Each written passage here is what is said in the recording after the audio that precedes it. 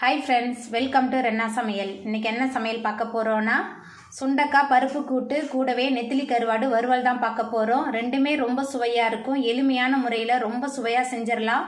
மழை நேரத்தில் இந்த சுண்டக்காய் பருப்பு கூட்டோட நெத்திலி கருவாடு வறுவல் வச்சு சாப்பிட்றதுக்கு ரொம்ப சுவையாக இருக்கும். எளிமையான முறையில் ரொம்ப சுவையாக செய்யக்கூடிய சுண்டக்காய் பருப்பு கூட்டு கூடவே நெத்திலி கருவாடு வறுவல் எப்படி செய்கிறதுன்னு வாங்க பார்த்துடலாம். சுண்டக்காய் பருப்பு கூட்டு பண்ணுறதுக்கு 2 ஸ்பூன் அளவுக்கு எண்ணெய் சேர்த்துக்கலாம். எண்ணெய் சூடாகி வரட்டும். எண்ணெய் சூடாகி வந்துட்டு இதில் கடுகு உளுத்தம்பருப்பு சேர்த்துக்கலாம். கடுகு உளுந்து பொரிய ஆரம்பிச்சிருச்சு. பொடியாக நறுக்கி வச்சுருக்கிற 20 சின்ன வெங்காயம் சேர்த்துக்கலாம். கூடவே 10 பல் பூண்டு தோல் உரித்து வச்சுருக்கேன், பூண்டு சேர்த்துக்கலாம். சேர்த்துட்டு நல்லா வதக்கிடலாம். வெங்காயம் பூண்டு நல்லா வதங்கணும். சுண்டக்காய் பருப்பு கூட்டு ரொம்ப சுவையாக இருக்கும். சின்ன வெங்காயம் பூண்டெல்லாம் அதிகமாக சேர்த்து செய்யும்போது ரொம்ப சுவையாக இருக்கும். நம்ம சேர்த்த சின்ன வெங்காயம் பூண்டே நல்லா வதங்கி வந்துருச்சு. அதுக்கப்புறமா ஒரு தக்காளி பழம் பொடியாக நறுக்கி வச்சுருக்கேன். கொஞ்சமாக கருவேப்பிலை சேர்த்துக்கலாம். சேர்த்துட்டு நல்லா வதக்கி விட்டுடலாம். தக்காளி பழம் நல்லா வதங்கணும். தக்காளி சேர்த்துட்டு நல்லா கலந்து விட்டு வதக்கியாச்சு. அதுக்கப்புறமா சுண்டக்காவை அம்மியில் வச்சு 1-2 தட்டி வச்சுருக்கேன். இப்போ சுண்டக்காய் சேர்த்துக்கலாம். அம்மி இல்லைன்னா இடிகளில் வச்சு நல்லா தட்டிக்கலாம். இந்த மாதிரி நம்ம தட்டி எடுக்கணும். சுண்டக்காய் சேர்த்துட்டு கொஞ்சம் நேரத்துக்கு இந்த எண்ணெயில் நல்லா வதக்கலாம். இந்த மாதிரி எண்ணெயில் வதக்கும் போது சுண்டக்காயில் கசப்பு இல்லாமல் இருக்கும், நல்ல சுவையாகவும் இருக்கும். நல்லா வதக்கிடலாம். சுண்டக்காய் சாப்பிடாத குழந்தைங்க கூட நம்ம பருப்பு கூட சுண்டக்காய் சேர்த்து சமைச்சு கொடுக்கும்போது குழந்தைங்க ரொம்ப விரும்பி சாப்பிடுவாங்க. சுண்டக்காய் எண்ணெயில் நல்லா வதங்கிருச்சு. ஒரு 7 நிமிஷமாவது நம்ம எண்ணெயில் நல்லா வதக்கணும். அப்போ தான் நல்ல சுவையாக இருக்கும். இப்போ இதில் சாம்பார் தூள் சேர்த்துக்கலாம். 3 டேபிள் ஸ்பூன் அளவுக்கு சாம்பார் தூள் சேர்க்குறேன். அதுக்கப்புறமா கொஞ்சமாக மஞ்சத்தூள் சேர்த்துக்கலாம். அதுக்கப்புறமா உப்பு சேர்த்துக்கலாம். சேர்த்துட்டு நல்லா கலந்து விட்டு வதக்கலாம். இது வீட்டிலேயே ரெடி பண்ண சாம்பார் தூள். ரொம்ப சுவையாகவும் மணமாகவும் இருக்கும். சாம்பார் தூள் சுண்டக்காயெல்லாம் சேர்த்துட்டு நல்லா கலந்து விட்டாச்சு.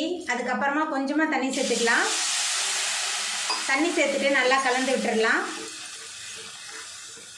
தண்ணி சேர்த்துட்டு நல்லா கலந்து விட்டாச்சு. அதுக்கப்புறமா துவரம்பருப்பு குழைவாக வேக வச்சு எடுத்துருக்கேன். குழைவாக வேக வச்சு சேர்த்தா தான் நல்ல சுவையாக இருக்கும். துவரம்பருப்பு சேர்த்துக்கலாம். உங்களுக்கு எவ்வளோ பருப்பு வேணுமோ அவ்வளோ பருப்பு சேர்த்துக்குங்க. துவரம்பருப்பு சேர்த்துட்டு நல்லா கலந்து விட்டுடலாம்.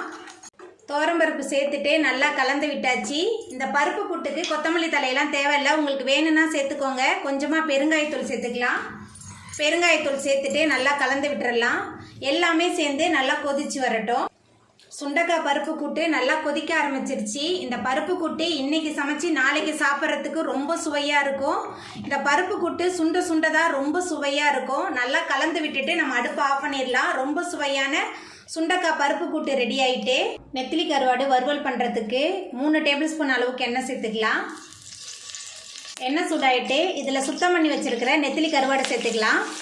ரொம்ப சிம்பிளாக இருக்கும், ஆனால் ரொம்ப சுவையாக இருக்கும். நெத்திலி கருவாடு சேர்த்துட்டு நல்லா கலந்து விட்டுறலாம். நெத்திலி கருவாடு எண்ணெயில் நல்லா பொரிஞ்சு வரணும். நல்லா கலந்து விட்டுக்கிட்டே இருக்கலாம். குறைவான எண்ணெய் போதும். ரொம்ப சுவையாக இருக்கும். நான் உப்புலாம் எதுவுமே சேர்க்கல, கருவாட்டிலே உப்பு இருக்கும். நெத்திலி கருவாடு எண்ணெயில் சேர்த்துட்டு நல்லா கலந்து விட்டு பொரிச்சாச்சு. இப்போ இதில் மசாலா தூள் சேர்த்துக்கலாம். மஞ்சத்தூள் கொஞ்சமாக சேர்த்துக்கலாம். தனி மிளகாய்த்தூள் 1.5 டேபிள் ஸ்பூன் சேர்க்குறேன். இது கொஞ்சம் காரசாரமாக இருக்கும், நல்ல சுவையாக இருக்கும். கொஞ்சமாக கருவேப்பிலை சேர்த்துக்கலாம். கூடவே கொஞ்சம் தண்ணி சேர்த்துக்கலாம். தண்ணி சேர்த்துட்டு நல்லா கலந்து விட்டுறலாம். தண்ணி சேர்த்துட்டு நல்லா கலந்து விட்டாச்சு. இந்த கருவாட்டில் உப்பு இருக்கிறனால நான் உப்பு சேர்க்கல. உங்களோட கருவாட்டில் உப்பு இல்லைன்னா நீங்கள் உப்பு சேர்த்துக்கோங்க. நல்லா தண்ணியெலாம் நல்லா சுண்டி வரட்டும்.